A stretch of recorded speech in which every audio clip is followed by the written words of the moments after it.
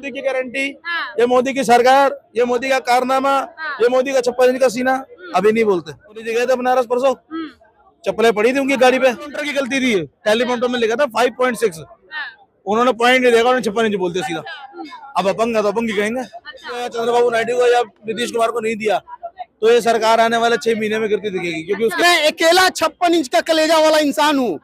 अकेला सरकार बना के दिखाऊंगा। मेरी गठबंधन और मेरी ठगबंधन नहीं है। देश की जनता के लिए काम किया तो आपको सीट और ज्यादा आना चाहिए था। कह रहे हैं कि 6 महीना से ज्यादा सरकार नहीं टिक सकता है, चले आएंगे। अब यहाँ पे दो सहारा है।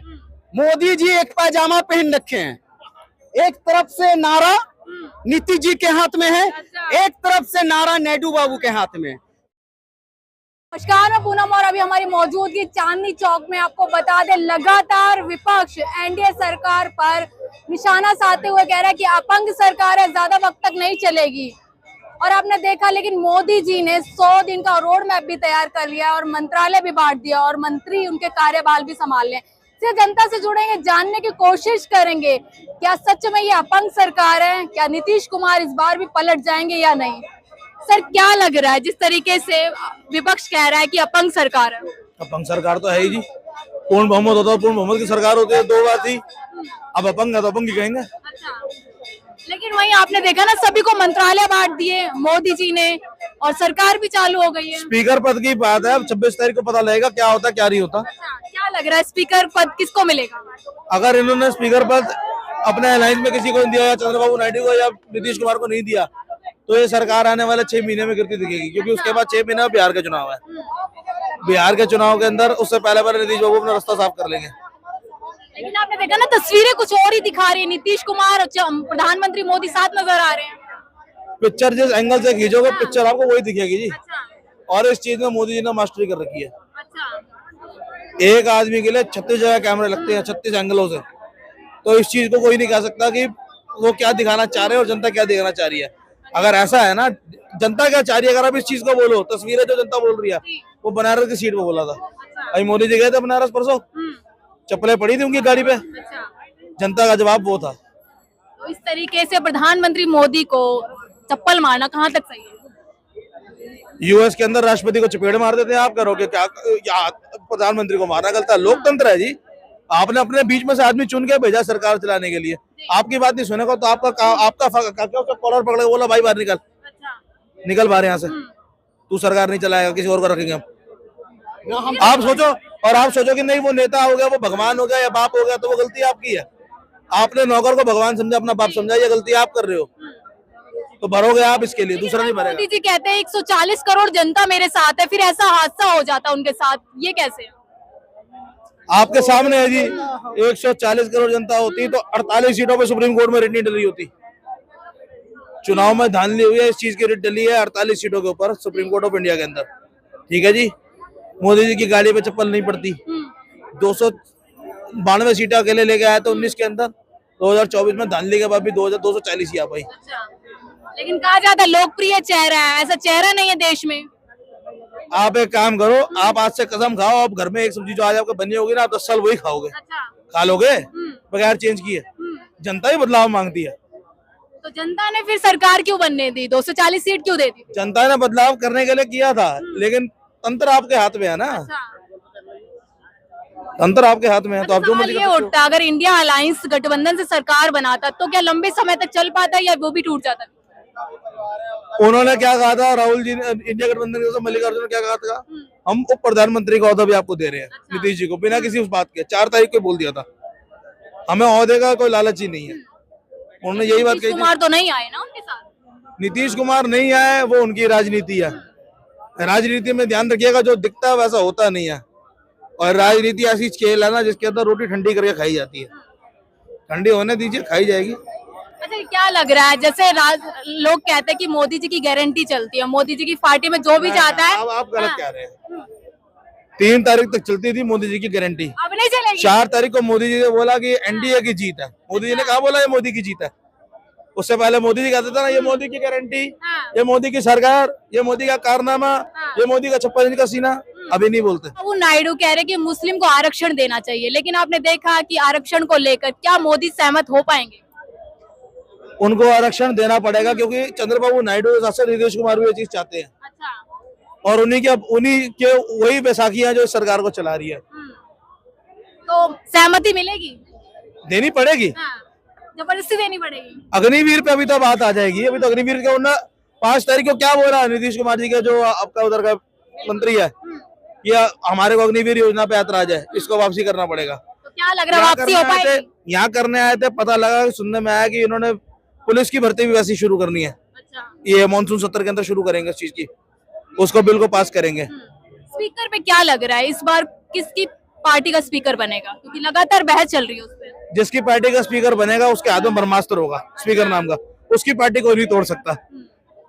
क्या लग रहा है जिस तरीके से एनडीए सरकार बनी, लगातार विपक्ष तंज कस रहा है कि बैसाखी की सरकार है, लंबे समय तक नहीं चलेगी?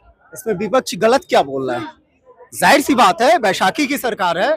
उन्होंने चैलेंज किया था कि मैं अकेले सरकार बनाऊंगा, प्रधानमंत्री मोदी जी, और उन्होंने एक बार नहीं कम से कम 100 मर्तबा ये बात उन्होंने कहा था कि मैं अकेला 56 इंच का कलेजा वाला इंसान हूँ, अकेला सरकार बना के दिखाऊंगा, मेरी गठबंधन और मेरी ठगबंधन नहीं है।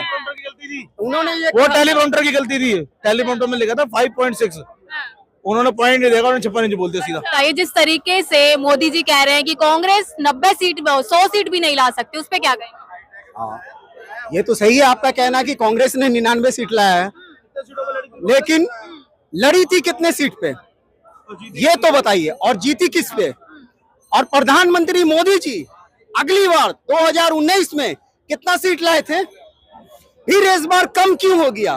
अगर जनता उनको चाहती है तो एक ही बार कहने का मतलब है कि 50 से 60 सीट कम हो जाना ये बहुत बड़ी बात है।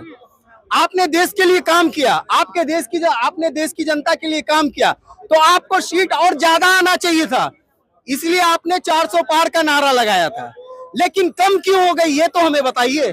जाहिर सी बात है कि जनता आपको चाहती नहीं है, जनता आपको चाह नहीं रही है, और 240 पे बहुमत नहीं होता है, 272 पे बहुमत होता है, ठीक है। अरे क्या लग रहा है चंद्रबाबू नायडू जिस तरीके से मुस्लिम आरक्षण की बात कर रहे हैं, मोदी जी समर्थन देंगे, क्या मिल पाएगा आरक्षण? चंद्रबाबू नायडू जी कहें, पहले तो सबसे पहले मोदी जी का बात मैं याद दिला दूं।